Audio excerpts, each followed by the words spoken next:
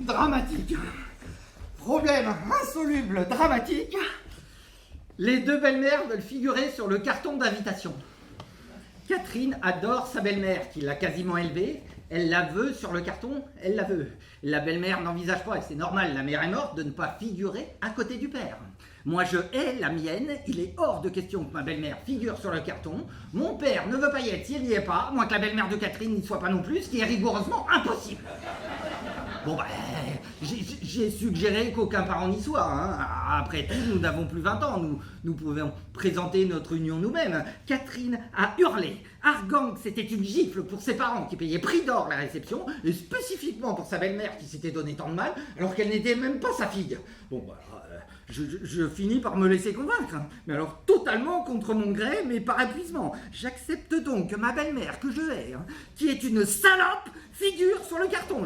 Je téléphone à ma mère pour la prévenir, je lui dis « Maman, j'ai tout fait pour éviter ça, mais nous ne pouvons pas faire autrement. Yvonne doit figurer sur le carton. » Elle me dit « Si Yvonne figure sur le carton, je ne veux pas y être. » Je dis « Maman, je t'en supplie, hein, n'envenime pas les choses. » Elle me dit « Comment oses-tu me proposer que mon nom flotte solitaire sur le papier comme celui d'une femme abandonnée au-dessous de celui d'Yvonne, solidement amarré au patronyme de ton père. » Je dis « Maman, des amis m'attendent, hein, je vais raccrocher, nous parlerons de tout ça demain à tête reposée. » Elle me dit « Et pourquoi je suis la dernière roue du carrosse ?» Enfin, mais non, maman, mais non, tu n'es pas la dernière roue du carrosse, mais bien sûr que si. Quand tu me dis n'envenime pas les choses, ça veut bien dire que les choses sont déjà là. Hein.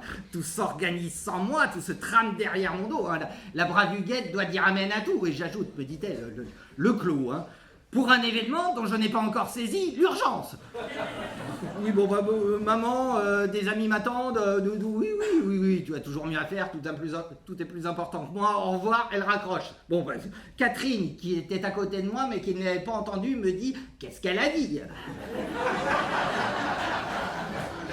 Elle ne veut pas être sur le carton avec Yvonne, et c'est normal, mais je ne parle pas de ça. Qu'est-ce qu'elle a dit sur le mariage? Rien, tu mens. Enfin, mais non, Cathy, je te jure, elle ne veut pas être sur le carton avec Yvonne. Eh bien, rappelle-la, et dis-lui que quand on marie son fils, on met son amour-propre de côté. Tu pourrais dire la même chose à ta belle-mère. Mais ça n'a rien à voir, s'écrie Catherine. Ça n'a rien à voir, c'est moi, pas elle, la pauvre, la délicatesse même. Mais si elle savait les problèmes que ça engendre, mais elle me supplierait de ne pas être sur le carton. Rappelle ta mère. Je la rappelle, hein. Je la rappelle en surtension. Et Catherine à l'écouteur. Yvan, me dit maman, tu as mené jusqu'à présent ta barque de la manière la plus chaotique qui soit, et parce que subitement tu entreprends de développer une activité conjugale, je me retrouve dans l'obligation de passer un après-midi et une soirée avec ton père, un homme que je ne vois plus depuis 17 ans, et à qui je ne comptais pas exposer mes bajoux et mon embonpoint. Et avec Yvonne, qui, je te le signale en passant, a trouvé moyen, et ça, je l'ai su par Félix Perolari, de se mettre au bridge. Ma mère aussi joue au bridge. Hein. Tout ça, je ne peux pas l'éviter, mais le carton, l'objet par excellence que tout le monde va recevoir et étudier, j'entends m'y pavaner seul. À l'écouteur, Catherine secoue la tête avec un rictus de dégoût. Je dis maman, pourquoi es-tu si égoïste? Mais je ne suis pas égoïste, bon, je ne suis pas égoïste. Hein. Tu ne vas pas t'y mettre toi aussi et me dire comme Madame Romero ce matin que j'ai un cœur de pierre. Hein.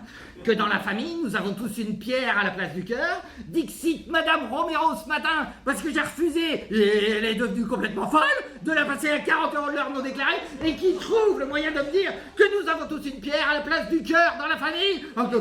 Quand on vient de mettre un pacemaker au pauvre André, à qui tu n'as même pas envoyé un petit mot.